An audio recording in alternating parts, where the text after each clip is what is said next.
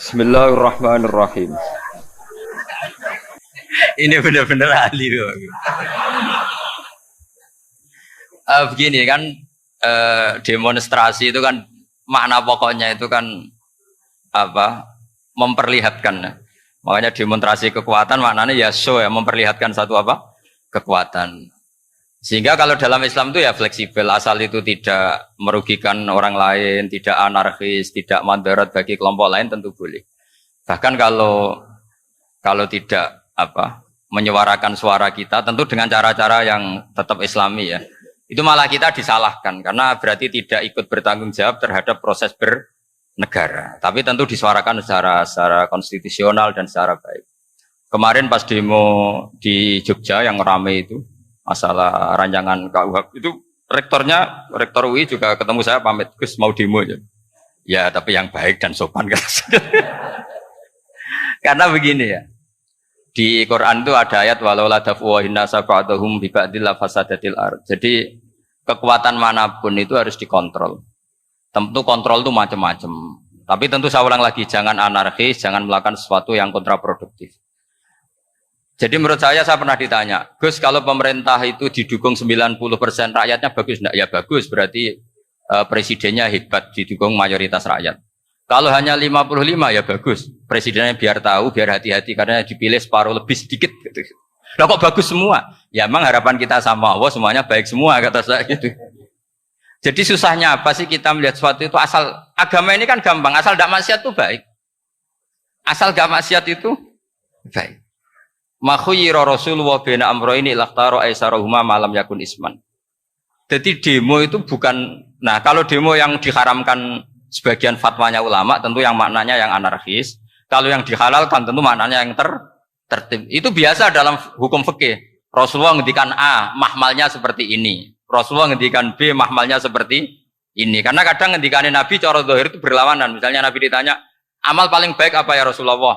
Nyaur utang gitu. Karena biasa yang ngemplang mungkin yang tanya itu tukang. Tapi kadang Nabi jawab birrul walidain. Kadang jawab as-sholat di awali waktiha. Karena penanyanya ini beda. Sintakon nggak tahu sholat. Gimana? Sintakon nggak tahu sholat. Ya, sintakon atau sholat kata beliau. Kan gitu. Jadi ini penting saya utarakan karena zaman Nabi itu ya biasa Nabi misalnya ngendikan sesuatu itu. Terus ada juga sahabat yang memperlihatkan pendapatnya. Tapi tidak niat bantah. Masyhur itu dalam tarikh. Saya beri contoh yang masyhur itu. Nabi pernah sholat duhur itu 2 rakaat. Sebagian riwayat mengatakan asar, tapi yang lebih kuat itu duhur. Setelah 2 rakaat Nabi sholat, itu akabirus sahabat papan atas itu sudah ada yang ngendikan karena mereka sopan semua, tahu etikal. Setelah Nabi pulang sudah dekat pintu, ada sahabat yang berdiri. Ya Rasulullah, aku siroti sholatu amnasita. Ini sholat model kosor, apa engkau lupa? Tapi sahabat yang nggak tanya, ini niatnya malah lebih agak-agak buruk. Baguslah kalau sholat terbaru 2, berarti besok ya 2.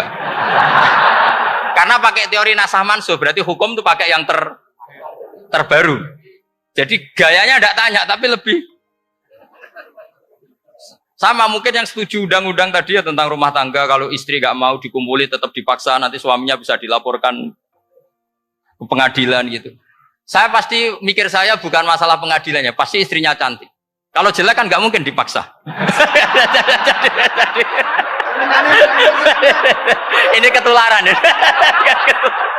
Jadi saya cara berpikir tuh. Ya. Jadi tak pikir lucunya saja, bukan pikir serius.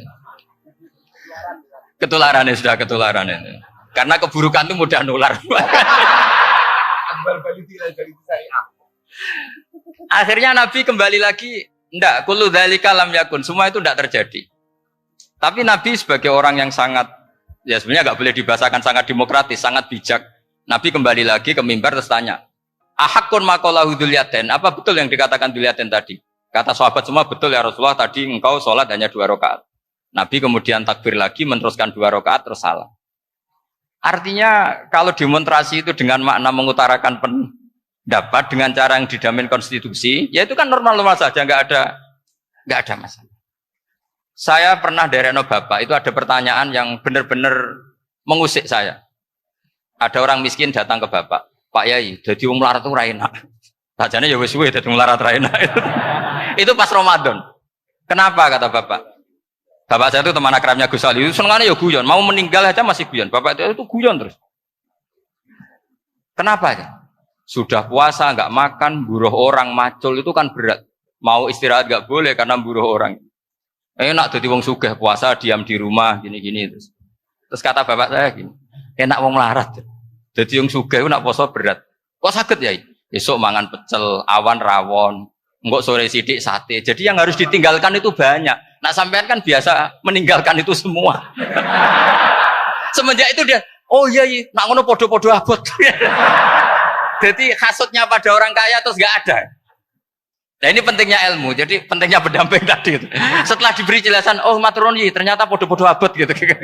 Dia nggak tahu susahnya jadi orang kaya.